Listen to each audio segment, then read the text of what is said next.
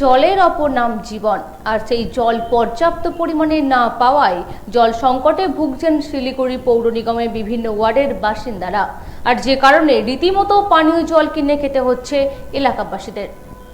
জলের অপর নাম জীবন। পানীয় জলের সমস্যা চলবে বেশ কিছুদিন শিলিগুড়িতে। আজ থেকে কিছু কারণবশত শিলিগুড়ি পৌর নিগমের বিভিন্ন ওয়ার্ডগুলিতে জল পরিষেবা ব্যাহত হবে।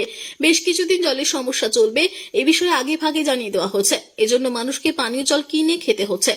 অ্যাপেক্স পানীয় জলের কোম্পানির কর্মরত একজন জানান, আগেও পানীয় জলের যা দাম ছিল তাদের কোম্পানিতে একই দাম রয়েছে। জলের দামের কোনো পরিবর্তন হয়নি। তারা জলের এই সমস্যার সময়ে পানীয় কোনোভাবেই জলের দাম বাড়াচ্ছেন না। দেখুন, জলের সংকট তো শিলিগুড়িতে সবসময় হয়ে থাকে। তো আমাদের যে আমরা সংকটের আগেও আমাদের যে রেটটা ছিল আর কি 40 টাকা করে আমরা পার জার আর কি আলকালাইন ওয়াটারটা প্রোভাইড করতাম আর কি, সেই রেটটা এখনও রেখেছি আমরা। 40 টাকা করে আলকালাইন জল আমরা এখান থেকে প্রোভাইড করছি কাউন্টার থেকে, আর আমরা হোম ডেলিভারিটা ফ্রি দিচ্ছি 40 টাকার বিনিময়। রেট আমরা 40 টাকা করে, কাউন্টার থেকে নিলেও 40 টাকা, আমরা বাড়িতে হোম ডেলিভারি করলেও 40 টাকা করে নিই।